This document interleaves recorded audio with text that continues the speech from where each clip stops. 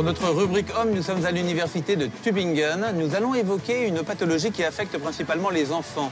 L'hyperactivité et le déficit de l'attention, très handicapant notamment pour l'apprentissage. Mais avant de découvrir les dernières techniques développées dans le domaine, faisons le point en animation sur cette maladie. L'attention est ce phénomène qui permet de focaliser son esprit sur une chose quelle qu'elle soit. Les spécialistes distinguent cependant deux types d'attention. Le premier est l'attention inconsciente, un processus automatique et constamment en action qui nous permet de réagir instantanément aux stimuli de notre environnement.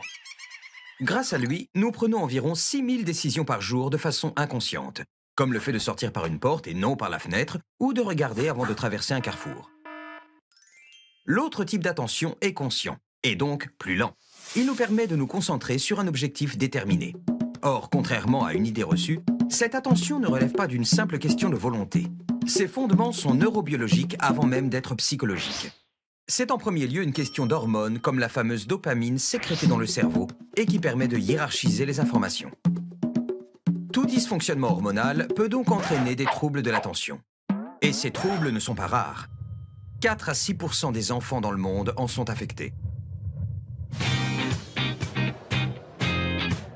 Des électrodes sur la tête, un ordinateur et un bon logiciel d'interprétation des ondes cérébrales. Voilà le matériel utilisé aujourd'hui pour traiter les déficits de l'attention. Cette technique s'appelle le neurofeedback, rétrocontrôle cérébral en français, et elle commence à faire ses preuves sur les enfants hyperactifs. Couramment appelée hyperactivité, les troubles de l'attention touchent aujourd'hui 5% des enfants en France et en Allemagne. D'origine neurologique, cette pathologie se manifeste par une incapacité à se concentrer, de l'agitation et une impulsivité motrice. Il n'existe à ce jour qu'un seul traitement reconnu pour améliorer l'état des patients, le méthylphénidate, un psychostimulant qui favorise l'attention. Mais ce médicament n'agit que lors de la prise et exige une prescription régulière. Pour optimiser le traitement de l'hyperactivité et limiter la prise systématique de médicaments, de nombreux chercheurs mettent tout leur espoir sur une nouvelle méthode non chimique, le rétrocontrôle neurologique, plus connu sous le nom de neurofeedback. Cette technique étonnante consiste à entraîner le cerveau pour améliorer ses capacités de concentration. À Stuttgart, en Allemagne, Florian est hyperactif depuis l'âge de 3 ans. Sa difficulté à maîtriser son attention s'est répercutée dès l'enfance, aussi bien dans les activités du quotidien qu'à l'école. À la maison, c'était extrêmement frappant. Il a toujours fait tout tomber. À table, il se levait sans cesse, il était incapable de se tenir aux règles. Lors des devoirs en classe, il lui fallait un temps fou pour commencer et se mettre en route. Il avait toujours besoin de brandir sa trousse ou son livre. C'était très difficile.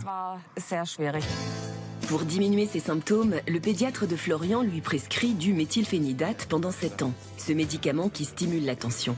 Mais à 14 ans, Florian demande lui-même d'arrêter le traitement. Mes notes sont remontées à l'école. J'arrivais à mieux me concentrer, à faire attention. À la maison, ça se passait mieux aussi. Mais intérieurement, je me sentais toujours agité. Et lorsqu'un jour, à l'école, on m'a dit que prendre des médicaments tous les jours n'était pas vraiment bon pour la santé, j'ai voulu arrêter de les prendre.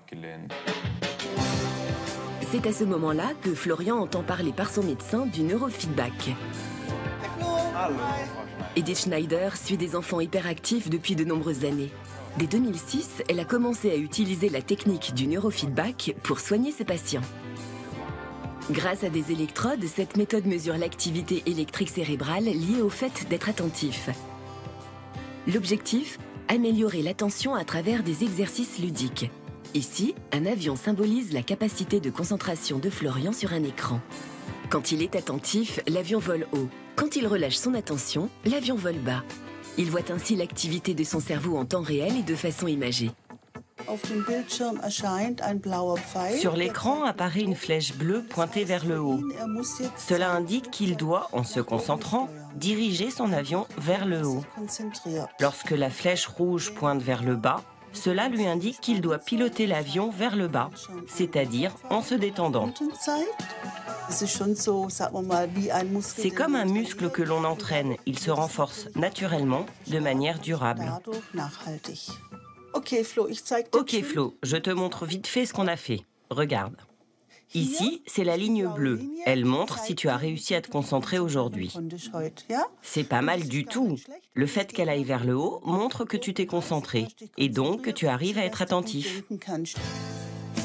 En 2 ans, il a suivi 50 séances de 30 minutes qui ont fini par porter leurs fruits. Lorsque je ne suis pas attentif, et donc que je n'ai pas entendu ce que disaient les professeurs, eh bien, j'essaie de me concentrer et je pense que je dois piloter l'avion moi-même vers le haut ou vers le bas. Et maintenant, j'arrive plutôt mieux à me concentrer.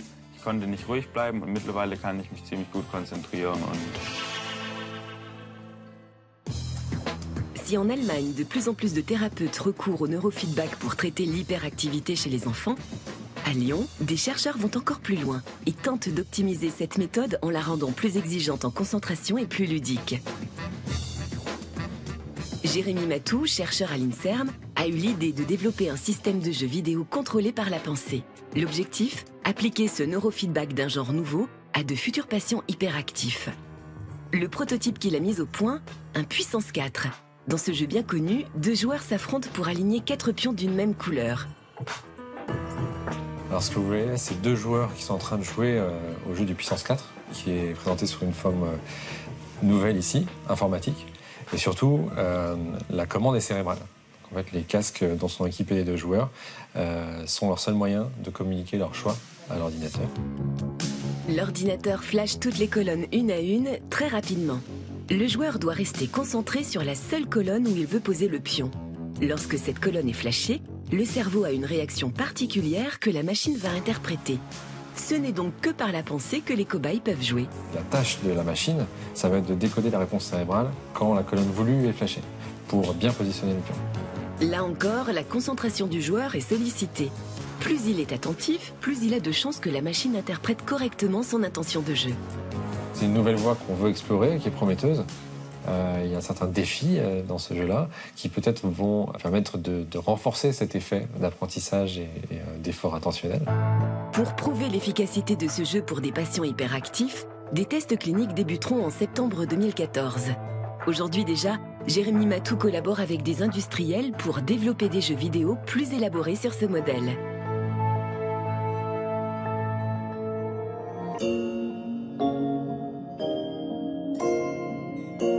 J'ai maintenant rendez-vous avec le docteur Ute Striel. Elle est psychologue et c'est une pionnière dans l'utilisation du neurofeedback pour traiter les problèmes de l'attention.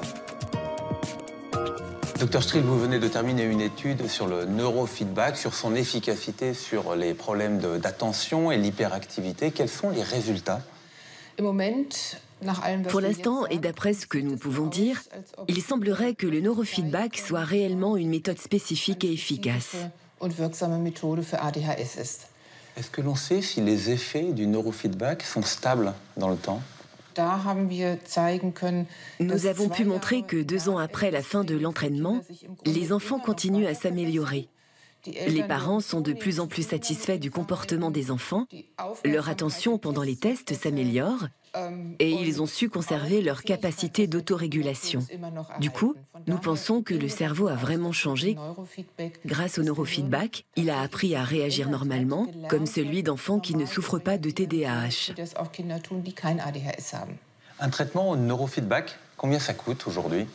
Eh bien, vous payez une séance normale de thérapie comportementale lorsque vous faites une séance de neurofeedback.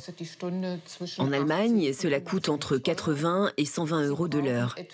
Il vous faut entre 30 et 40 séances selon votre cas individuel. Ce n'est pas plus cher qu'un traitement médicamenteux? Non, certainement pas. À long terme, c'est même moins cher. C'est ce que nous avons vu dans l'étude à long terme. Au final, les enfants n'ont plus le diagnostic, ils n'ont plus le TDAH, ce qui veut dire qu'ils n'ont plus besoin de médicaments. Le neurofeedback permet d'augmenter ses capacités de concentration. Ça s'adresse à des malades. Mais est-ce que ça veut dire éventuellement qu'on peut essayer d'augmenter ses capacités de concentration indépendamment d'une maladie? Si moi, je veux pouvoir être plus performant, je peux faire appel au neurofeedback?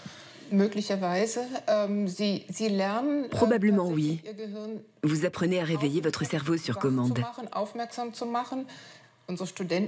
Nos étudiants nous demandent souvent de faire le test. Nous l'expérimentons lors de nos recherches et c'est vrai que l'on se sent particulièrement éveillé et en même temps détendu après une séance de neurofeedback. La journée de travail semble plus simple après.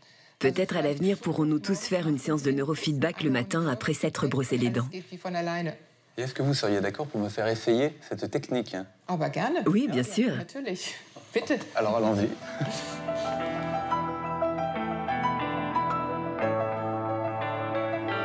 J'ai trop de cheveux, peut-être.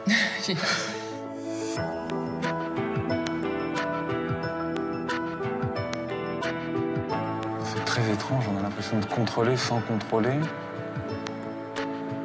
C'est vachement dur.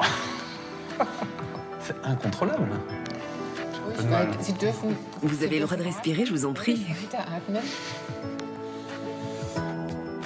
Mais merci pour l'expérience, d'avoir eu un ordinateur comme prolongement pendant quelques minutes. Bravo, vous vous en êtes vraiment bien sorti pour une première fois. Vous pouvez revenir quand vous voulez. Merci beaucoup, docteur, en particulier de nous avoir accueillis dans votre laboratoire et je vous souhaite du succès dans vos recherches à venir. Merci à vous. On dit que la musique adoucit les mœurs, elle pourrait aussi soigner. La chanteuse Björk a eu l'idée d'associer musique et jeu dans une application pour développer les capacités de concentration et c'est notre bref du web. La chanteuse islandaise Björk a décidé de mettre sa musique envoûtante au service de l'éducation des enfants et notamment des hyperactifs. Biophilia est une exploration multimédia poétique de la musique, des sciences et de la technologie. Le projet, un album de 10 titres couplés d'applications smartphone. L'application Solstice permet par exemple de comprendre le système solaire en créant ses propres mélodies dans la galaxie. Ce type d'apprentissage est particulièrement adapté aux enfants atteints d'hyperactivité, l'aspect tactile et musical les aidant à se concentrer. Ces applications constituent l'outil central du programme éducatif Biophilia qui s'est déroulé en 2013 dans plusieurs villes dont New York et Paris. Les organisateurs ont remarqué que les enfants hyperactifs excellaient à ces jeux interactifs par rapport à leurs camarades. Mais le projet est aujourd'hui en pause.